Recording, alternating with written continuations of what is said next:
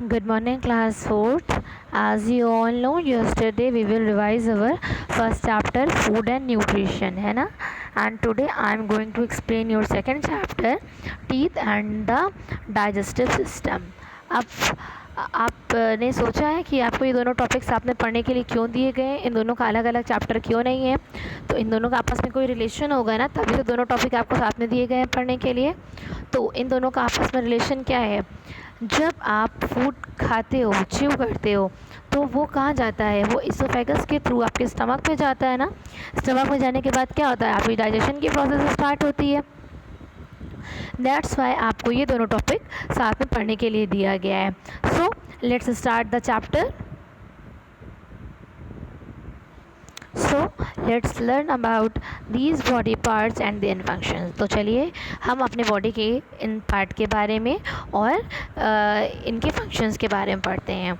सबसे पहला टॉपिक आपका दिया हुआ है टीथ, है ना. टीथ टीथ आप इससे वर्ड से पहले से भी फैमिलियर हैं. We use our teeth to bite and chew the food. Teeth का क्या काम है, टीथ का काम क्या है, किसी भी चीज़ को काटने और खाने का है ना. These help us to digest it properly. और ये आपकी किस में हेल्प करते हैं, ये आपकी डाइजेशन में आपकी हेल्प करते हैं. अब सपोज़ कि अगर हम कोई भी चीज़ जैसे कि हमने कोई भी मिक्सी वगैरह है, अगर उसमें आप किसी भी फूड के बड़े बड़े पार्ट्स डाल देंगे तो उसको आपको ग्राइंड करने के लिए, क्रश करने के लिए देर तक चलाना पड़ेगा, है ना. तो क्या होगा, अगर आप उसकी एक लिमिटिंग टाइम दी हुई है, अगर उसको उसके ज़्यादा आप यूज़ करेंगे तो कहीं ना कहीं प्रॉब्लम क्रिएट करेगा. तो वही काम आपकी बॉडी में टीथ का है, एज अ मिक्सर का काम है कि वो क्या करती है, आपके फूड को ग्राइंड करता है और क्रश करता है. अब अगर हम बड़े बड़े पार्ट्स खाने के ऐसे ही स्वेलो कर जाएंगे बिना चबाए हुए, तो आपके वो डाइजेशन में प्रॉब्लम करेगा ना. तो चलिए हम टीथ के पार्ट के बारे में पढ़ते हैं. जैसे कि आप जानते हैं कि टीथ आपके 2 पार्ट्स में डिवाइड किए गए हैं. एक है आपका मिल्क और बेबी टीथ, और दूसरा है आपका परमानेंट और एडल्ट टीथ. मिल्क और बेबी टीथ का टाइम पीरियड क्या है, when a baby is born ही और शी हैज़ नो टूथ. जब कोई भी बच्चा जो है बॉर्न होता है तो उसके पास किसी भी तरह के कोई भी टीथ प्रेजेंट नहीं होते हैं ना. But teeth begins to appear when a child is about 6 month old. लेकिन टीथ आपके धीमे धीमे निकलना स्टार्ट हो जाते हैं बच्चों के जब वो 6 या 7 महीने के होते हैं. तो बाय द एज ऑफ 2 और 3 years they have a set of 20 teeth. तो 2-3 साल तक उनके पास जो सेट ऑफ टीथ उनके माउथ पे प्रेजेंट होता है वो कितना होता है, सिर्फ और सिर्फ 20 का होता है. तो सेट ऑफ 20 टीथ जो होते हैं वो कौन से कहलाते हैं, वो मिल्क और बेबी टीथ कहलाते हैं. जबकि परमानेंट और अडल्ट टीथ क्या है, when a child make reach the age of 6.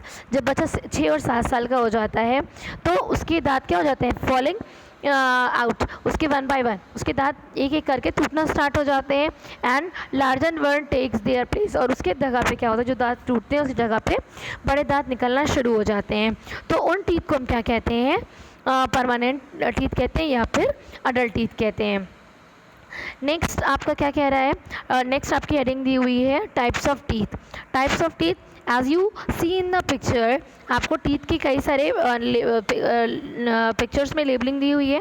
Canines, premolars, molars, incisor, है ना. तो हम पढ़ेंगे कि इंसीजर का क्या काम है, कैनाइन का क्या काम है, प्रीमोलर का क्या काम है और मोलर का क्या काम है. तो इंसीजर का क्या काम है, incisor they are sharp like tiny chisel with flat and sharp ends. ये कैसे होते हैं, ये आपके चपटे और नुकीले, मतलब नुकीले नुकीले होते हैं आपके, एकदम पॉइंटेड टाइप के. They are used for cutting and chopping food. ये आपके खाने को काटने और चॉप करने का काम करते हैं. And in our mouth we have 8 incisor in all with 4 in each jaw. यानी दोनों जॉ में मिला के कितने टीथ होते हैं. नेक्स्ट आपका क्या दे रहा है, canines. They pointy and sharp teeth beside the incisor. ये टीथ आपके कहाँ प्रेजेंट होते हैं, इनसाइड के इंसीजर के पीछे प्रेजेंट होते हैं. And they have to tear food. We have 4 canines 2 in each jaw. ठीक है, इनका काम क्या होता है, फूड टीयरिंग का काम जो है वो कैनाइन्स का होता है. और ये टोटल आपके माउथ में 4 प्रेजेंट होते हैं, 2 sets of in each jaw. यानी 2 सेट दोनों आपके अपर जॉ और लोअर जॉ में प्रेजेंट होते हैं. नेक्स्ट आपका क्या कह रहा है, premolar. Premolars. Next to canine teeth are premolars. Canines के बाद के जो टीथ प्रेजेंट होते हैं वो आपके प्रीमोलर्स कहलाते हैं। We have 8 premolars in all. ठीक है, हमारे मुंह में टोटल जो है 8 प्रीमोलर्स प्रेजेंट होते हैं, 4 in each jaw. 4 in each jaw means 4 upper jaw in 4 lower jaw. Premolars are bigger and stronger and have ridges, मतलब वो थोड़े चौड़े और बड़े टीथ होते हैं, which make them perfect for crushing and grinding tooth, और जो मतलब बहुत सूटेबल होते हैं ग्राइंडिंग और क्रशिंग के लिए, मतलब पीसने के लिए, अपने फूड को छोटे छोटे पार्ट्स में ब्रेक करने के लिए। उसके बाद आता है आपका molars. We have 12 of these. आपके माउथ में मोलर्स के नंबर ऑफ मोलर टीथ कितने हैं? 12 हैं। 6 इन ईच जॉ, 6 जैसे कि आपको बताया, 6 in each jaw, 6 in upper jaw and 6 in lower jaw. Okay, they have to grind the food into a paste. ये खाने को एकदम क्रश करने का, एकदम पेस्ट बनाने का काम करते हैं। ओके, अब हम पढ़ेंगे पार्ट्स ऑफ टूथ के बारे में। Parts of tooth, each tooth has a crown and a root. हर दांत के अंदर क्या, हर टीथ में क्या प्रेजेंट होता है? क्राउन, यानी ऊपर का पार्ट प्रेजेंट, प्लस उसका रूट प्रेजेंट होती है। ठीक है, the part of a tooth above the gum is called crown. तो टूथ के ऊपर वाला पार्ट जो है वो आपका क्या कहलाता है? क्राउन कहलाता है। And the part inside the gum, और जो आपके मसूड़ों के अंदर का पार्ट होता है वो क्या कहलाता है आपका? वो आपकी रूट कहलाता है। ठीक है, and class, as you see in the picture, this is the part of a tooth. यानी सिंगल जो टीथ का, अगर हम सिंगल टीथ के बारे में पढ़ें, अगर set of number of tooth दिए तो उसको हम टीथ कहते हैं, और सिंगल अगर हम एक दांत के बारे में पढ़ें तो उसको हम क्या कहते हैं? टूथ कहते हैं। The crown of each root tooth is covered with a hard protective layer is called enamel. आप जो टूथ का सबसे ऊपर वाला पार्ट देखते हो, वाइट वाइट जो पार्ट है, सबसे हार्डेस्ट पार्ट आपका होता है बॉडी का, इसको हम क्या कहते हैं? एनिमल कहते हैं। क्या कहते हैं? एनिमल कहते हैं। और एनिमल के अंदर का पार्ट जो है ना, ठीक है, इनसाइड द एनिमल, एनिमल के अंदर वाला पार्ट क्या कहलाता है आपका? डेंटाइन कहलाता है। और जो सबसे लास्ट पार्ट आपका है, मतलब जो आपके मसूड़ों से अटैच्ड रहता है, वो आपका क्या कहलाता है? रूट कहलाता है, जैसे कि आपने अभी पढ़ा। अब क्या कह रहा है? It is the hardest substance in our body. Underneath the enamel is dentine. Enamel के अंदर क्या प्रेजेंट होता है? जैसे मैंने आपको बताया, डेंटाइन प्रेजेंट होता है, which is not as tough as enamel. जो आपके एनिमल के जैसा टफ नहीं होता है। It is sensitive to cold and heat. ये आपका बहुत सेंसिटिव होता है। जो भी, अगर जैसे कि अगर आपके एनिमल का किसी भी टूथ डिजीज़ की वजह से आपके एनिमल क्या हो गया है, एनिमल वीक पड़ गया है, तो आपको सेंसिटिविटी अपने टीथ में फील होती है ना। पानी पीते हो तो आपके दांत में लगता है, कुछ बहुत गर्म खाते हो तो आपके दांत में लगता है, वो इसी की वजह से होता है। विच इज़ नॉट एज, ठीक है, teeth. It is sensitive to cold and heat. Underneath the dentine, it is soft innermost part of the tooth called the pulp। क्या कह रहा है? डेंटाइन के अंदर सबसे जो आपका सॉफ्ट पार्ट होता है टीथ का, वो प्रेजेंट होता है, यानी कि पल्प, जिसको हम पल्प कहते हैं। Side the pulp lie each tooth nerves ending. क्या कह रहा है? पल्प के अंदर सारे टूथ की, मतलब जो नर्व्स होती हैं वो वहाँ पे जाके आपकी ज्वाइंट होती हैं, एंड होती हैं। These tell us when our teeth are hurting. For example, when we eat frozen ice cream, the pulp also contain blood vessels which feed our teeth and keep them alive। क्या कह रहा है कि the pulp के अंदर जो है आपकी, जो आपके पल्प है, अब देख रहे हैं ना यहाँ पे रेड आपको दिखाई दे रहा है, ये आपकी नर्व प्रेजेंट होती हैं। ठीक है, ये आपके पल्प में नर्व प्रेजेंट होती हैं, which feed our teeth and keep them alive. जो आपके टीथ को क्या करती हैं? फीड करने का काम करती हैं, फूड प्रोवाइड करने का काम करती हैं, जिसकी वजह से आपके टीथ क्या रहते हैं? अलाइव रहते हैं। If we follow the dentine and the pulp of a tooth all the way down beneath the gum, we will find the tooth's root। The root hold the tooth strongly to the gum। क्या कह रहा है? सब part को अगर हम study करते हुए सबसे एंड में जाएं तो आपकी क्या प्रेजेंट होती है? रूट प्रेजेंट होती है, जो क्या करती है? आपके टूथ को, जैसे कि प्लांट्स देखे होंगे, आपके सबसे अपर पार्ट लीव है, उसके नीचे आपकी फ्रूट्स हैं, लीव्स हैं, ब्रांचेस हैं, सबसे नीचे आपकी स्टेम आती है, स्टेम के नीचे जो आती है रूट। रूट का काम क्या होता है? आपके ट्रीज को होल्ड करने का काम होता है ना। उसी तरह से टीथ में भी आपके जो रूट प्रेजेंट होती है, उनका काम क्या होता है? आपके टीथ को होल्ड करके रखना, यानी उसको पकड़ के रखने का काम होता है। नेक्स्ट आपको दे रहा है taking care of the teeth. आप सबको पता है कि आपको अपने दांतों का क्या करना चाहिए, ख्याल रखना चाहिए। तो क्या कह रहा है, taking care of the teeth help prevent plaque which is a yellowish substance that sticks to our teeth. क्या कह रहा है कि हमको अपने दांत का ख्याल किस लिए रखना चाहिए। अगर हम चाहें तो ब्रश ना करें, उसको ऐसे ही छोड़ दें। अगर आप ब्रश ना करें तो आप क्या देखेंगे, आपके टीथ पे येलो येलो सा पार्ट क्या होने लगता है, जमने लगता है ना। जो बच्चे सही से ब्रश नहीं करते हैं, आप उनके टीथ ऑब्जर्व करेंगे तो देखेंगे उनके टीथ पे कुछ येलो येलो सा पार्ट, येलोइश पार्ट जो क्या होने लगता है, स्टिक होने लगता है, जमने लगता है। तो उस जो है it is a kind of disease, ठीक है। उसको हम क्या कहेंगे, उसको हम प्लेग कहते हैं, ठीक है। It is product by bacteria. वो क्या है, आपका प्रोडक्ट मतलब जो येलोइश पार्ट होता है वो आपके बैक्टीरिया होते हैं present near the teeth after we eat. Bacteria attack the sugar and food crumbs on our teeth. This result in the formation of substance that eat away tooth enamel causing holes called cavities. और अगर उनको proper तरीके से clean नहीं करेंगे तो जो आप खाना खाते हैं वो आपकी बॉडी में क्या होता जाता है, जमता जाता है, सॉरी आपके टीथ में जमता जाता है, वो धीमे धीमे आपके दांत में कैविटीज़ करने लगता है, छोटे छोटे होल करने लगता है। Plaque also cause gum disease that can make our gums red, swollen और सोर। और क्या कहता है, प्लेग जो है वो आपकी टीथ में डिजीज़ भी कॉज करता है, जिससे आपके मसूड़े जो है वो कैसे हो जाते हैं, बहुत रेडिश हो जाते हैं और बहुत स्वेलो यानी बहुत फूले फूले से हो जाते हैं, ठीक। अब क्या कह रहे हैं, यहाँ पे आपके कुछ स्टेप्स दिए गए हैं कि कैसे आप अपने टीथ को क्लीन रख सकते हैं और हेल्दी रख सकते हैं। तो सबसे पहले पता है brushing teeth at least twice a day. जैसे कि आपको आपकी मम्मा, आपके पापा बोलते हैं, डॉक्टर्स बोलते हैं कि आपको एटलीस्ट दिन में 2 बार ब्रश करना चाहिए। कब कब करना चाहिए, before breakfast and bed time, it is important. सुबह नाश्ता, सुबह मतलब बेड से जब आप उठते हैं नाश्ता करने से पहले you have to brush your teeth. आपको अपने दांत ब्रश करने चाहिए, अपने टीथ ब्रश करने चाहिए। एंड और कब करना चाहिए, when you go to your bed, जब आप सोने के लिए जा रहे हो तो उससे पहले आपको क्या करना चाहिए, ब्रश करना चाहिए। मॉर्निंग में ब्रश किस लिए करना चाहिए, ताकि आपके जो आपने रात में खाना खाया था वो सारी चीज़ें क्या हो जाए, आपके टीथ से क्या टीथ में स्टिक ना होने पाए, ताकि वो आपके उसमें डिजीज़ ना कॉज कर पाएँ। आपके और कई सारे पॉइंट्स इसी तरह से दिए गए हैं, you will read it in your book, ठीक है। आप इस टॉपिक इस पॉइंट्स को अपने बुक में आप पढ़ सकते हैं। We should be careful not to damage our gums while brushing. हमको मतलब ऐसे भी ब्रश नहीं करना है कि हम इतनी ज़ोर से ब्रश करें ताकि आपके गम जो है आपके मसूड़ों में क्या होने लगे, हार्शनेस हो जाए, है ना, कट जाए, उसमें से ब्लड आना स्टार्ट हो जाए। It is good to spend at least 2 और 3 minutes each time we wash. जब भी हम ब्रश कर रहे हैं तो हमको एटलीस्ट उनको थोड़ा टाइम देना चाहिए, एटलीस्ट 2 to 3 मिनट्स हमको ब्रश करना चाहिए, ताकि जो भी आपके टीथ में जो भी वो प्रेजेंट हैं, वो क्या जम्स या बैक्टीरिया अगर आपके टीथ में प्रेजेंट हैं तो वो क्या हो जाए, प्रॉपर तरीके से क्लीन हो जाए। Okay. Change your tooth brush every 3 months. अब ऐसा नहीं कि अगर आपका ब्रश ख़राब नहीं हो रहा है तो आप उसको साल 1.5 साल यूज़ करते जाएंगे, है ना। Change your brush every 3 months. 3 month में हमें, हर 3 मंथ पे हमको अपना ब्रश क्या करते रहना चाहिए, चेंज करते रहना चाहिए। ओके।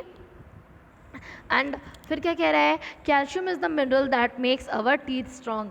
आपके टीथ को जो स्ट्रॉन्ग करने का काम होता है, इससे पहले आपने फर्स्ट चैप्टर में न्यूट्रिशन और मिनरल, विटामिन और मिनरल्स के बारे में पढ़ा था ना, it is a kind of nutritions. तो क्या कह रहा है, कैल्शियम एक ऐसा मिनरल है जिसके थ्रू आपका टीथ क्या होता है, काफ़ी स्ट्रॉन्ग होता है। We get calcium from milk and milk products such as curd and cheese, fruits and salads also keep the teeth healthy। और ये मिनरल हमें मिलता कहाँ से है, ये हमको जो भी आपके मिल्क के बने हुए प्रोडक्ट हैं या फिर मिल्क हैं उनके थ्रू मिलता है। यानी कैल्शियम हमको कहाँ से मिलता है, मिल्क से मिलता है, या फिर मिल्क से बने हुए प्रोडक्ट हैं, जैसे कि दूध हो गया, दही हो गया, ये सारी चीज़ें। क्या कह रहे हैं, sometimes the dentist advise wearing an appliance that press or कुक teeth so that they gradually become more even. These are called teeth brace। क्या कह रहे हैं, कभी कभी आपके टीथ में जो प्रॉब्लम हो जाती है, गैपिंग आना स्टार्ट हो जाती है, तो डॉक्टर एडवाइस करते हैं टीथ ब्रेस पहनने के लिए। टीथ ब्रेस क्या होता है, ये आपका एक कवर टाइप का होता है जिसको आप अपने टीथ पे अगर आप इसको प्रॉपर तरीके से लगा लेंगे तो क्या होता है, इसमें जो भी कवरिंग जो गैपिंग होती है वो धीमे धीमे फिल होने लगती है। Now your next topic is the digestive system. Digestive system as you see in the picture, आप देख रहे हैं पिक्चर में कि जो भी आप सबसे पहले से भी हमने आपको बताया कि जो भी आप फूड खाते हैं वो आपके ईसोफेगस से होके कहाँ जाता है, आपके स्टमक में जाता है। तो सबसे पहले आप देखिए, जो भी सपोज़ ये आपका कोई आपका फूड प्रोडक्ट है जिसको अगर आप ये अपने माउथ से आप क्या कर रहे हैं, इंटर कर रहे हैं आपके तो आप क्या करते हैं, सबसे पहले आपके माउथ में क्या प्रेजेंट होते हैं, टीथ प्रेजेंट होते हैं। वो यहाँ पे आपके फूड को स्मॉल पार्ट्स में ब्रेक करने का काम करते हैं, ग्राइंड करने का काम करते हैं, क्रश करने का काम करते हैं। आफ्टर दैट जब आपका फूड ग्राइंड हो जाता है, क्रश हो जाता है ना, तो वो आपके माउथ से एक लॉन्ग ट्यूब आपके स्टमक में जाके जॉइंट होता है, जिसको आप क्या कहते हैं, ईसोफेगस कहते हैं।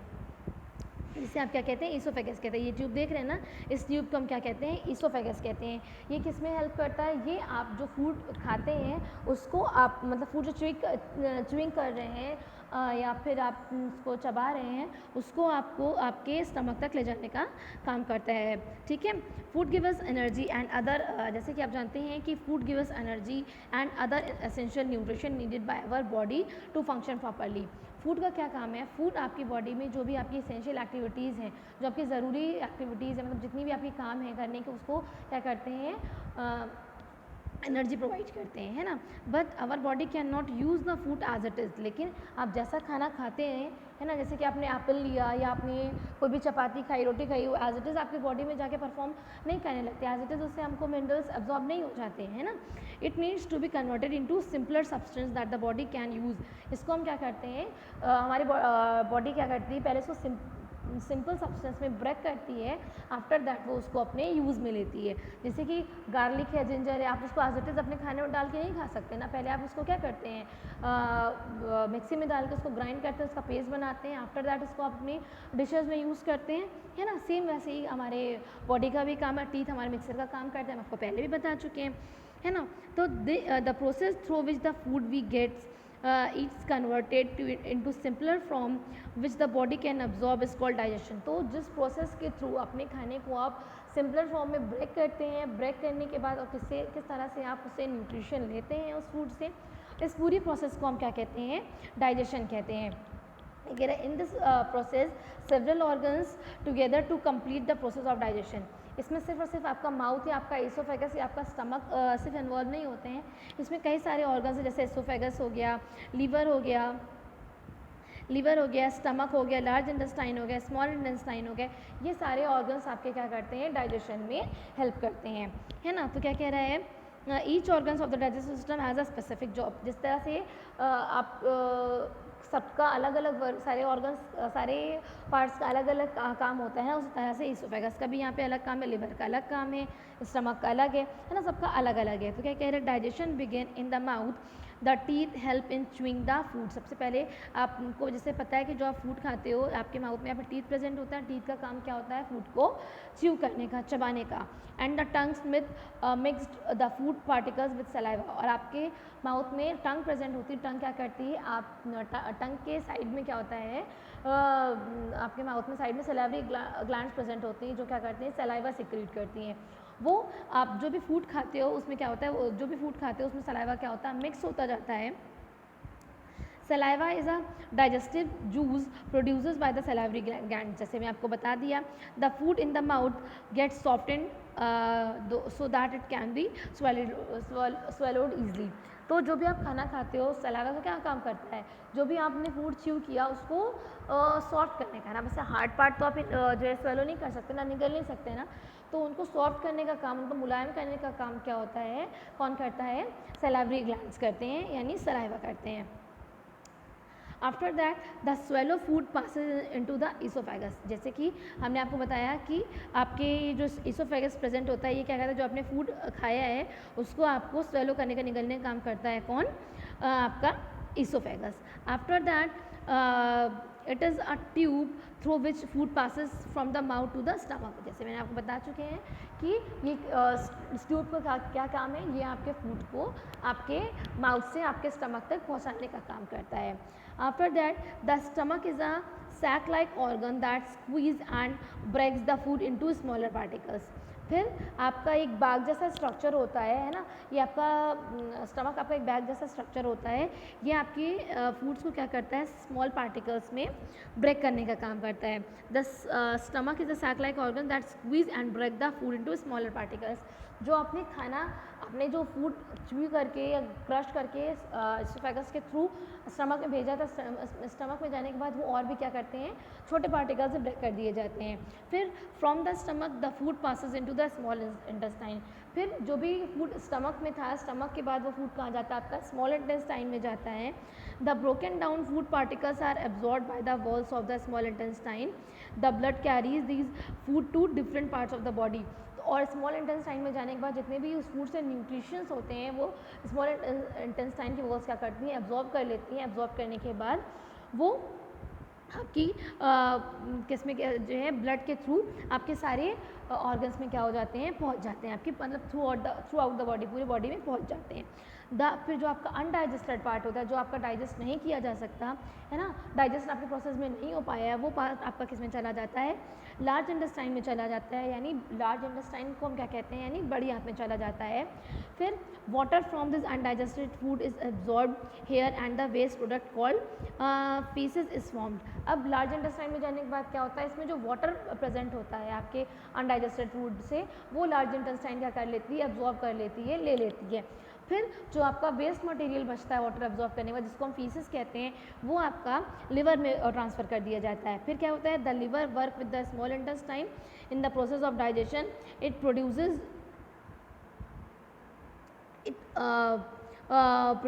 Juices that help in digestion of food. Liver का क्या काम है, जो आपका स्मॉल इंटेस्टाइन में जो भी आपका न्यूट्रिशन एब्जॉर्ब किया था, वो उसके साथ क्या करते हैं, लीवर भी आपको क्या करता है, आपके स्मॉल इंटेस्टाइन के साथ वर्क करता है और उस टाइम डाइजेशन में हेल्प करता है। और क्या करता है, जूसेस सिक्रीट करता है, जैसे कि बाइल जूस हो गया, वो सिक्रीट करता है, जिससे आपकी डाइजेशन के प्रोसेस क्या हो जाए, कंप्लीट हो जाए। फिर क्या कह रहा है, द अनवांटेड, जैसे कि मैंने बताया लार्ज इंटेस्टाइन में वाटर अब्जॉर्ब कर लिया जाता है, उसके बाद जो अनवांटेड पार्ट होता है, जो अब आपकी बॉडी में किसी भी काम का नहीं है, वो आपके लार्ज इंटेस्टाइन के थ्रू आपके एनएस में भेज दिया जाता है। और वो आपके एनएस से फिर आपकी बॉडी से क्या कर दिया जाता है, वो आपकी बॉडी से बाहर जो है निकाल दिया जाता है। ठीक है, यूरिन के फॉर्म में या फिर जो भी आपकी जो फेसेस हैं उनके फॉर्म में आपकी बॉडी से बाहर निकाल दिया जाता है। अब नेक्स्ट आपका दे रहा है healthy eating habits we should develop the. अब अगर आपको हेल्दी रहना है तो आपको अपनी हैबिट भी चेंज करनी चाहिए ना, आपको क्या करना चाहिए, हेल्दी ईटिंग हैबिट्स, यानी जो भी हम खा रहे हैं उनको सारी चीज़ों को हाइजेनिक फॉर्म में खाना चाहिए।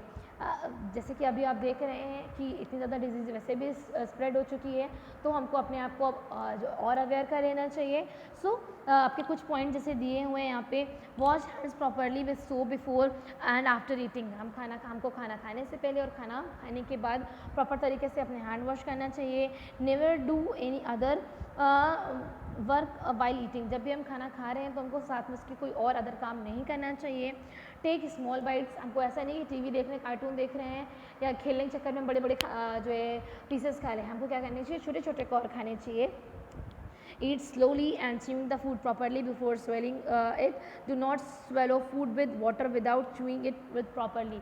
अब ऐसा नहीं कि आपको जल्दी हो रही है तो खाना आप खाने के लिए विदाउट उसको चबाए आप उसको पानी के साथ निकल जाए ना, वो आपके डाइजेशन में कहीं ना कहीं प्रॉब्लम कर जाएगी।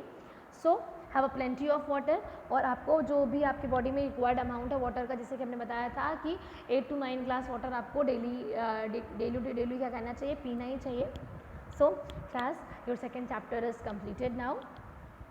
और जैसे कि मैं आपको इसकी एक्सरसाइजेज वर्क भेज चुकी हूँ, so read it, okay, and thank you class.